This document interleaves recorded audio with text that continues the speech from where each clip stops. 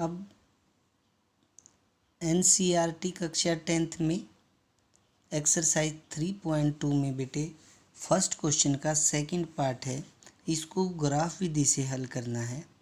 5 pencil तथा 7 कलमों का कुल मूल्य 50 रुपये है, जबकि 7 पेंसिल तथा 5 कलमों का कुल मूल्य 46 रुपये है।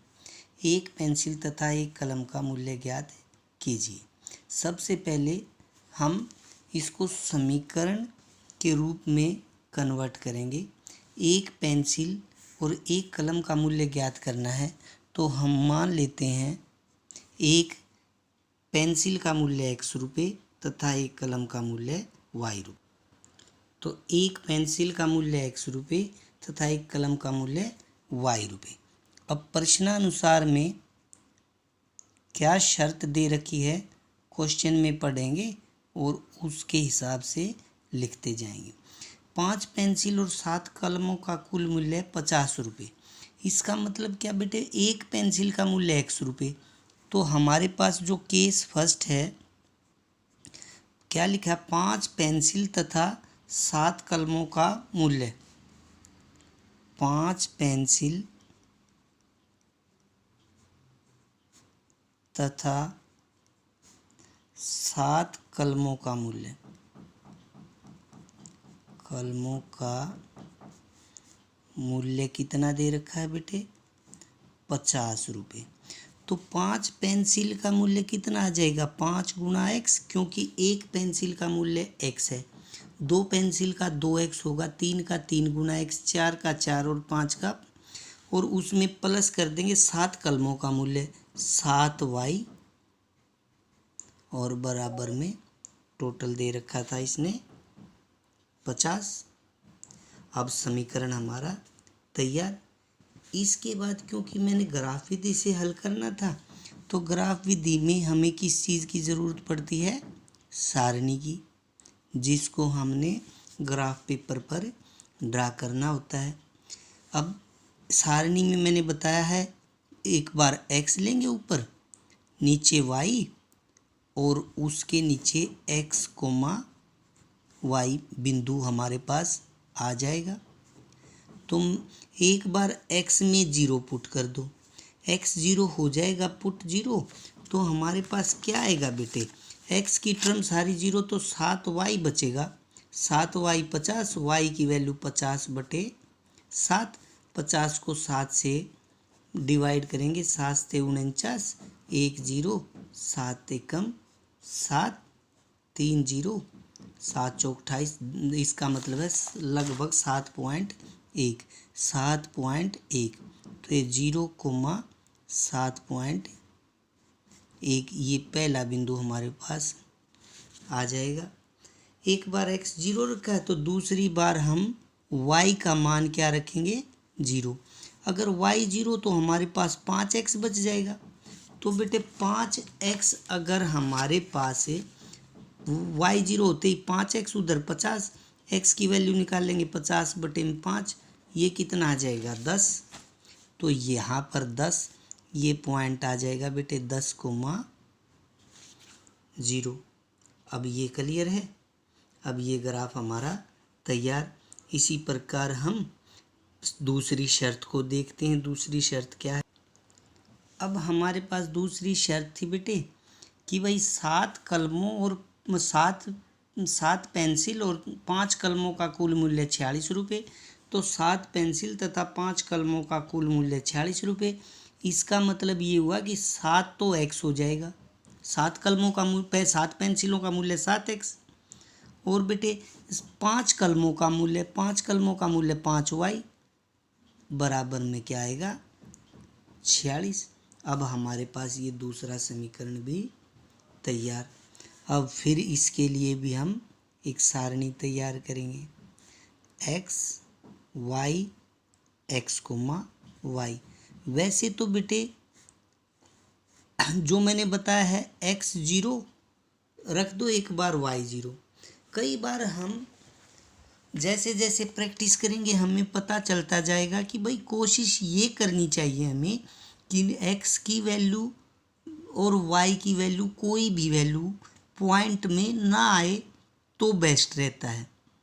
अगर पॉइंट में आएगा तो ग्राफ बनाने में थोड़ी सी हमें परेशानी हो सकती है पॉइंट लिखने में, नहीं तो कोई दिक्कत इसमें भी नहीं है। एक बार x0 पुट करो, एक बार y0, कम से कम 2 पॉइंट आ जाए वही सफिशेंट है हमें क्वेश्चन को हल करने के लिए। तो अब देखते हैं इसमें क्या पुट करें। चलो बेटे, अब मैं इसमें x को रखता हूँ 0 ही रख देता हूँ। x को 0 रखता हूँ तो हमारे पास क्या बचेगा, 5y बराबर बच जाएगा और दूसरी तरफ क्या बचेगा, 46। तो 5y बराबर में 46, y का मान 46/5।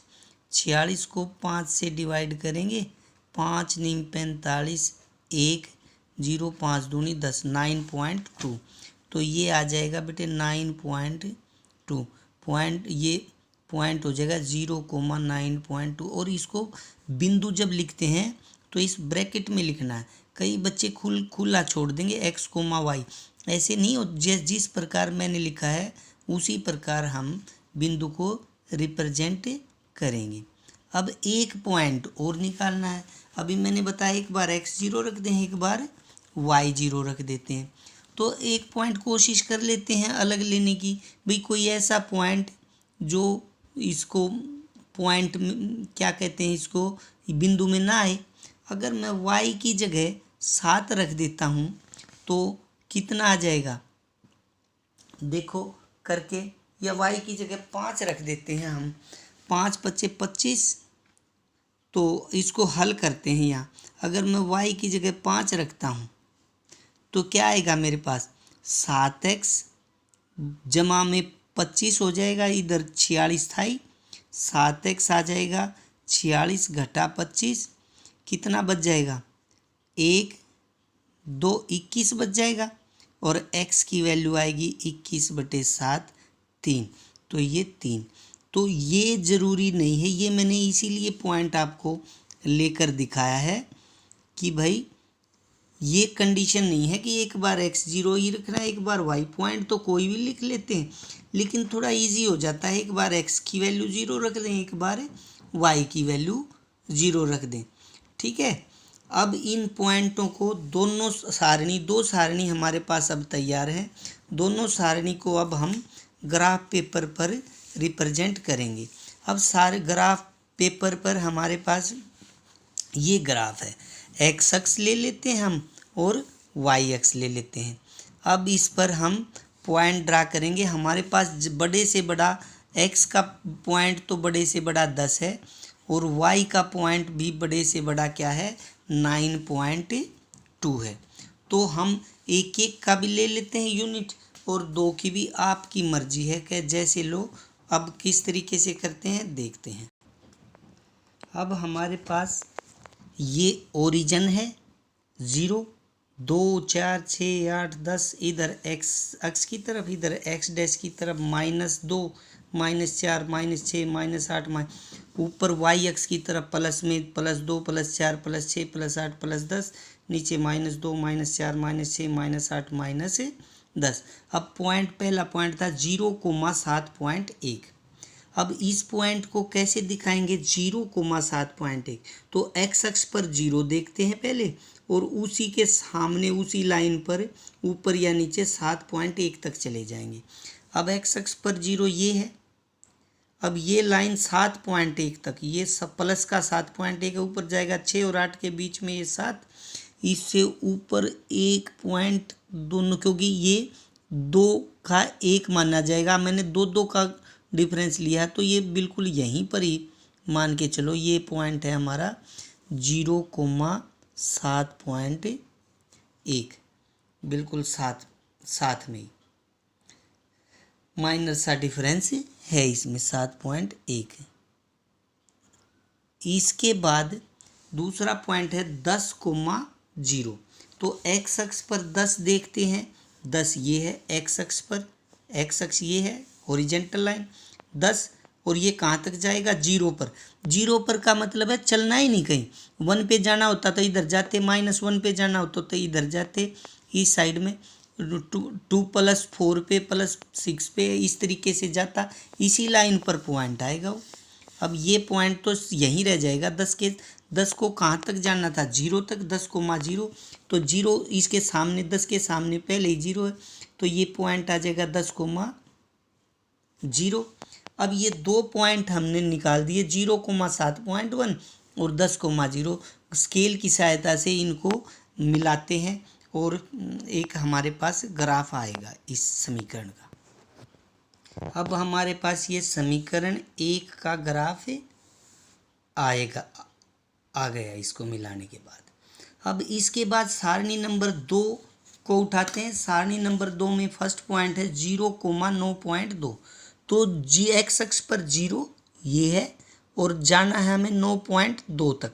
9.2 इसी लाइन पर, 0 ये है तो इसी लाइन पर पॉइंट आएगा, माइनस का है तो नीचे की तरफ, प्लस का है तो ऊपर की तरफ।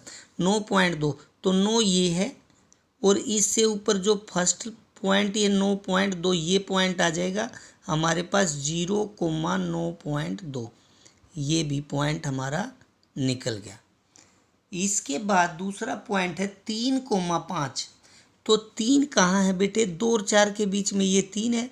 अब ये जाएगा 5 तक, 5 तक जाएगा तो ये जो पॉइंट आया ये 5 इसी लाइन के ऊपर, ये है 3,5, तीसरा पॉइंट 5 तक गया।